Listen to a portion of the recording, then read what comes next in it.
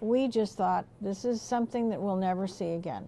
Herb and Joni White have lived on Lincoln Avenue in Winnetka for 44 years. 30 years ago, the movie Home Alone was filmed here and changed their block forever.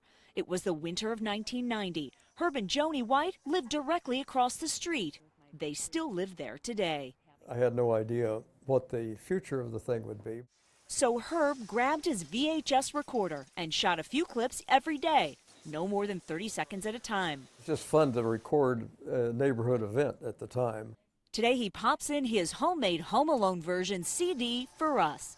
Its first public viewing since the blockbuster film was released. The Whites taped some local news clips about the film too. Critics who didn't love the movie as much as the box office did. The film in the end grossed nearly $500 million worldwide. It may be your cup of tea. It isn't mine though. The movie is turning into a blockbuster. Herb narrated his home video and captured some scenes on his own camera that made the final cut. The video may be aging, graying in color, but the Whites' memories of that time, thanks to the video, brilliant in every way. With Herb and I, we have never seen a movie production like that.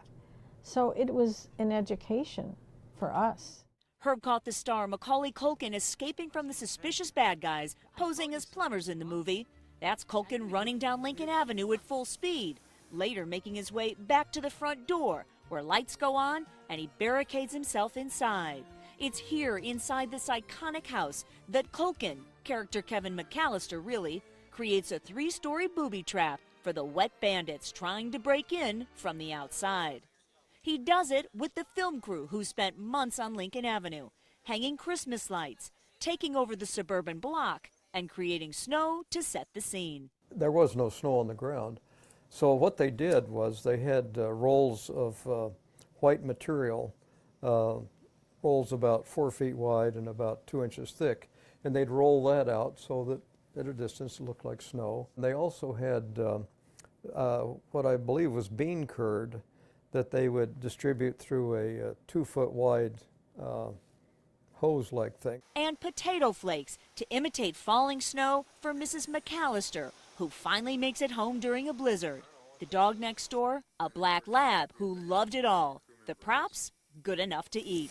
You never go hungry. Here you can see the Whites captured the McAllister family getting ready to board buses for the airport the day they take off without young Kevin. But one of the sweeter moments from that time, when the Home Alone film crew walked across the street to sing happy birthday to a local resident, Evelyn McCready, in her 90s back then. Macaulay Culkin sang to her too. He was very sweet to her, and I'll never forget that. And it just meant a lot to her too. The Home Alone house today surrounded by a black wrought iron fence for privacy. Some new landscaping too. The family inside uninterested in embracing the 30-year-old film and its fans that made the block famous.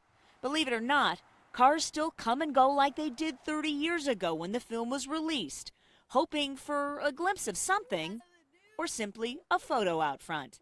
The Whites think the timeless movie's happy ending speaks to forgiveness, highlights healthy reunions, and emphasizes family, explaining why this film continues to resonate after all these years. Part of the phenomenon is that kids that saw the movie when it first came out now are parents, and their kids are seeing it. So we got families coming to the house.